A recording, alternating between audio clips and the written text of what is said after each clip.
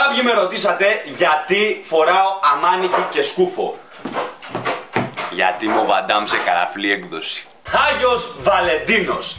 Άλλη μια γιορτή για να σας πάρουνε τα σόβρακα. Η γιορτή για το χαϊβάνι που θα χαλάσει όλα του τα λεφτά σε καρδούλες και αρκουδάκια. Η γιορτή που θα σε κάνει για άλλη μια φορά να πιστέψεις πως θα βρεις γκόμενα. Ή θα σε κάνει να πάθεις κατάθλιψη γιατί θα σκέφτεσαι λίγο παραπάνω από τις προηγούμενες ημέρες την κατάτια σου. Κάποιοι έχουν συντροφιά και κάποιοι άλλοι όχι. Και κάποιοι άλλοι έχουν τα σκυλιά τους και περνάνε καλά με αυτά, ρε παιδί μου. Και ποτικούς. 14 Φλεβάρι. Όλοι ξαφνικά εκείνη την ημέρα ως διαμαγείας γίνονται ρομαντικοί. Αγαπησιάριδες, θαλιάριδες. Αυτοί που δεν έχουν δεσμό θα βγούνε με τη στολή του τσολιά έξω στο δρόμο. Εννοώ το κοστούμι του παππού τους. Πας και με αυτό μήπως βρούνε γκόμενα ως διαμαγείας επειδή είναι του Παπαροβαλεμαχαραλία. Παπαροβαλεντίνη. Άλλοι θα αρχίσουν να κάνουν ηλίθιο καμάκι σε γκόμενες που είναι έξω από το μετρό με τη σκέψη ότι κοίτα βγήκε μόνη της, ψάχνεται. Μέχρι τη στιγμή που θα σκάσει ο γκόμενός της και θα τον σπάσει στο ξύλο. Κάποιοι άλλοι θα αρχίσουν να ποστάρουν κομμάτια της φάσης όπως πάλι μόνος, ανόητες αγάπες και διάφορα άλλα τέτοια κομμάτια για να κλαψουρίζουν σαν γκομενίτσες. Επειδή η μοίρα τους φέρθηκε τόσο άδικα.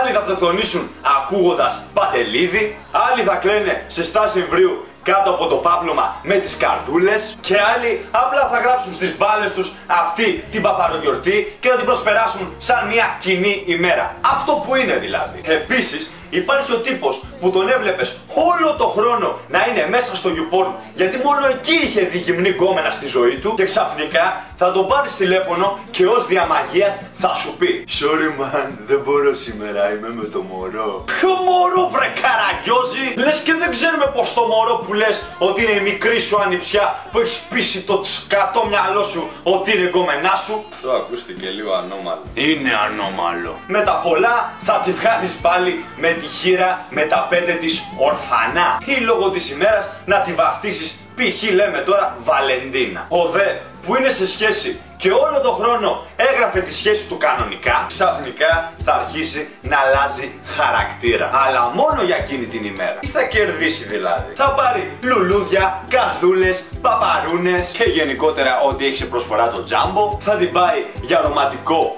δείπνο στο σουβλατζίδικο του μπάμπι. Θα την πάει να περπατήσουν σε μια όμορφη αμμουδιά στη λασπίλα της Λούτσας. Και μετά θα της κάνει έρωτα κάτω από το φως των κεριών με απαλή μουσική. Μες στο αμάξι, χωρίς καλοριφέρ, ακούγοντας Σώτη Τσογλάνη και ανάγοντας αναπτήρες απ' έξω οι ματάκιδες για να βλέπουνε καλύτερα. Και την επόμενη μέρα θα κλαίει τα λεφτά του που τα χάλασε με την κόμενα και δεν πήγε να τα πιει μπύρες με την παλιοπαρέα. Είναι τα παίξει εκείνο. Με τα πολλά, για άλλη μια φορά το σύστημα έχει πετύχει το σκοπό του. Να δημιουργήσει άλλη μια υποτιθέμενη γιορτή για να χαλάει και να φτιάχνει αντίστοιχα την ψυχολογία του κόσμου. Με το μοναδικό κίνητρο να οικονομήσει ακόμα περισσότερα λεφτά και εμείς σαν ζώα να τρέχουμε και να τσιμπάμε σαν τσιπούρες.